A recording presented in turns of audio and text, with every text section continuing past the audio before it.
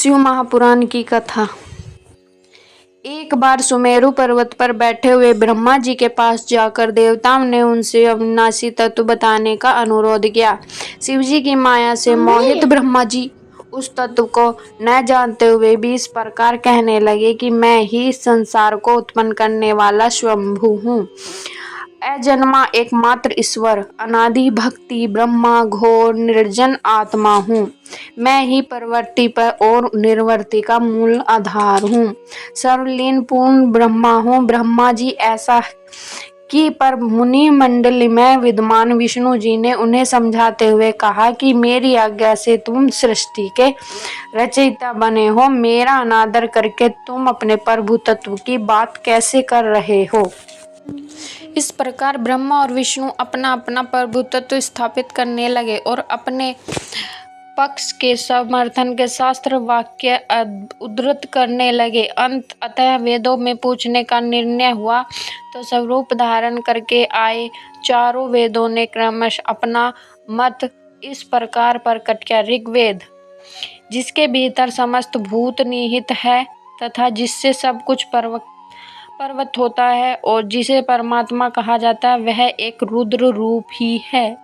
यजुर्वेद, जिसके द्वारा हम वेद भी प्रमाणित होते हैं तथा जो ईश्वर के संपूर्ण यज्ञों तथा योगों से भजन किया जाता है, सबका दृष्टा एक ही है, शिव ही है, जो समस्त संसारी जनों को भरमाता है, जिसे योगी जन ढूंढते हैं और जिसकी भांति से सारा संसार प्रकाशित होता है, वे एक त्र्यंबकम शिव जी ही हैं।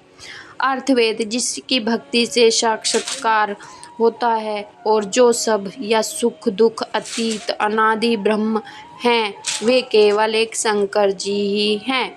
विष्णु ने वेदों के इस कथन को प्रताप कह बताते हुए नित्य शिवा के रमन करने वाले दिगंबर, पितवर्ण, धूली धूषरित, प्रेमनाथ, कुवेटाधारी, सर्वाविशिष्ट, वृपनवाही, निशंक शिव जी को पर ब्रह्मा मानने से इनकार कर दिया।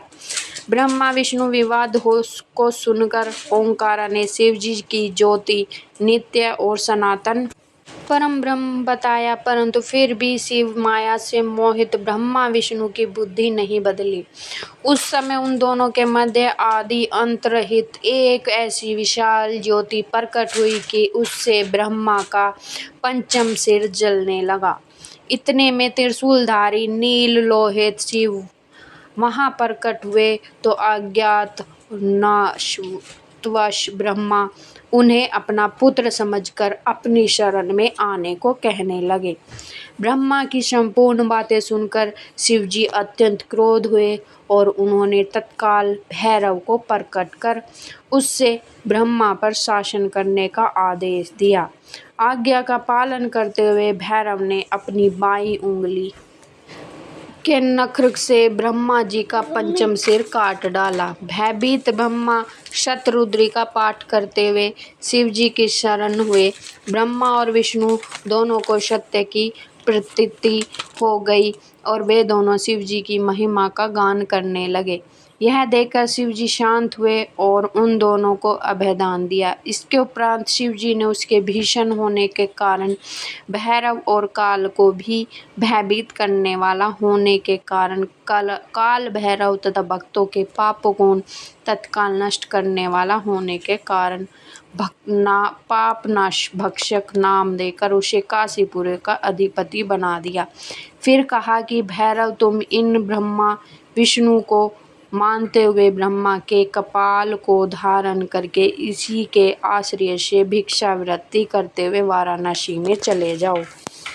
वहां उस नगरी से प्रभाव से तुम ब्रह्मा हत्या के पाप से मुक्त हो जाओगे। शिव जी की आज्ञा से भैरव जी हाथ में कपाल लेकर ज्यों ही काशी की ओर चले, ब्रह्म हत्या उनके पीछे पीछे ही चली।